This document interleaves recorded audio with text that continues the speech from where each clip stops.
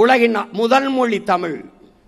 ஒவ்வொரு தேசியனத்தின் முகம், முகவரி, உயிர், கலை, இலக்கியம், பண்பாடு, வழிபாடு, அறிவியல், வரலாறு, அரசியல் எல்லாம் மொழியிலிருந்துதான் பிறக்கிறது. என் உடன் பிறந்தவனே, அந்த மொழி சிதைந்து அழிந்து போனது. மொழி சிதைந்து அழியுமானால் ஒரு இனம் சிதைந்து அழியும்.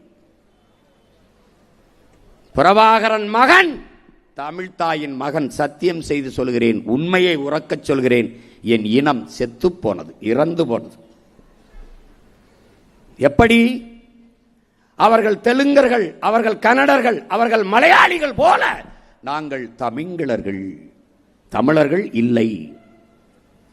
தமிழோடு சமஸ்கிருதம் கலந்தோம். கன்னடம், தெலுங்கு, மலையாளம், துளு பிரிந்தோம், பிளந்தோம், சிதைந்தோம். தமிழோடு சமஸ்கிருதத்தோடு மேலும் 90 விழுக்காட்டிற்கு மேலாக 99 விழுக்காடு ஆங்கிலம் கலந்தோம். எவர் நாக்கிலும் தமிழ் இல்லை, நாட்டிலும் தமிழ் இல்லை, ஏட்டிலும் தமிழ் இல்லை, எங்கும் தமிழ் இல்லை. உங்கள் சந்தேகம் இருந்தா இங்க பாருங்க, பஜாஜ் இருக்கா? அங்க பாருங்க, ஸ்ரீ மருது பஜாஜ் இருக்கா?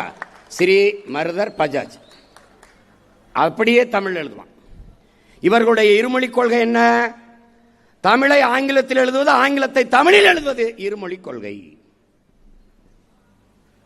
இப்போ இல்லாட்டி எப்போ, அது எப்படி எழுதுவான்? IPPO, இப்போ இல்லாட்டி அப்படி எழுதுவான்.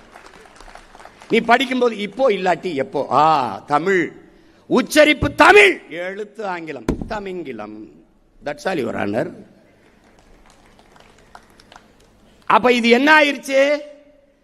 செத்துப்போன என் தாய்மொழியை மீட்க, காக்க, மீட்டு உருவாக்கம் செய்ய ஒரு புரட்சிகர அரசியல் தேவைப்படுது. அதான் தமிழ் மீட்சியே தமிழர் எழுச்சி. அப்ப தமிழ் மீட்சியுற, தமிழர் எழுச்சியுற, தமிழர் ஆட்சி மலர வேண்டும். தமிழர், இப்ப இவர் தமிழர் இல்லையா? உங்க ஐயா எடப்பாடி தமிழர் இல்ல, தமிழர் ஆழ்வார். தமிழராக ஆழ்வாரா? தமிழுக்காகவும் தமிழருக்காகவும் தமிழர் நிலத்திற்காகவும் தமிழர் நலத்திற்காகவும் ஆழ்வாரா? அதுதான் கேள்வி.